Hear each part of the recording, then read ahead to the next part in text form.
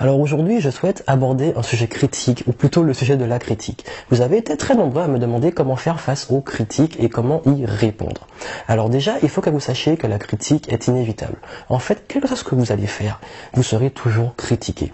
Que ce que vous faites vous semble bon ou pas, vous recevrez toujours des critiques. Chaque jour, pour 10 messages que je reçois, j'ai environ 7 encouragements, un remerciement, une insulte gratuite et un commentaire inutile, et même une critique plus ou moins constructive. En fait, le seul moyen de ne pas recevoir de critiques, c'est de ne rien faire, de ne rien dire, de ne rien penser, en gros de n'être personne.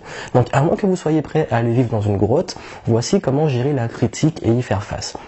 En fait, la critique sera toujours là et c'est votre réaction face à elle qui fera la différence. Déjà, il faut admettre que la critique peut faire mal, même très mal. Elle peut soulever des émotions très fortes et on peut avoir une très grande envie de réagir au quart de tour. La critique peut toucher votre estime, mais réagir sous le coup de l'émotion risque de justement augmenter les effets négatifs. Car si vous réagissez trop vite, vous serez vu comme quelqu'un qui manque de confiance ou alors qui est très susceptible. Et la personne en profitera justement pour continuer ses attaques. Dans un premier temps, restez maître de vous, restez silencieux et prenez du recul avant de réagir. Il va déjà falloir analyser la critique et installer un filtre. Donc, dans un premier temps, est-ce que la critique est générale ou spécifique? La personne qui vous attaque le fait-elle personnellement ou critique-t-elle une action de votre part? Par exemple, une critique générale va être tu es bon à rien, tu es mauvais ou tu es nul. Une critique spécifique va être plutôt tu as fait une erreur ici, tu n'as pas fait ceci, tu n'as pas fait cela, etc.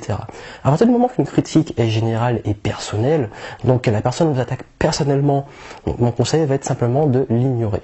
Tout simplement parce que ce genre de critique ne vous apportera rien à part une baisse de confiance en vous. En revanche, si la critique est spécifique, donc là vous pouvez creuser un peu plus loin sur sa validité. Donc demandez-vous qui est la personne qui vous critique. A-t-elle l'autorité et les connaissances nécessaires pour vous juger? Peut-elle vous donner des pistes d'amélioration? Donc cette personne qui vous critique, c'est bien beau, mais qui est-elle pour vous critiquer? Et surtout, peut-elle vous aider à vous améliorer? Une critique sans piste d'amélioration est pour moi une attaque gratuite dans le seul but de nuire.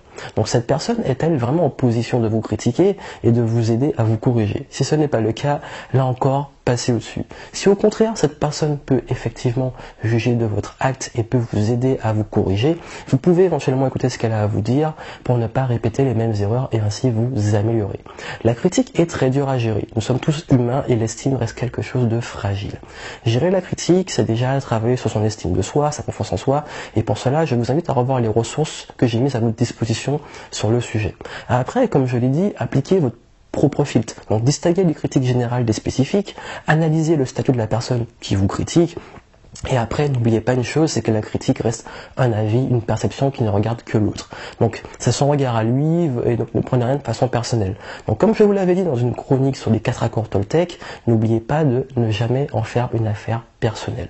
À partir du moment que vous savez ce que vous valez, où vous allez, la vie des autres est secondaire. Encore une fois, c'est un travail à faire en amont sur la confiance.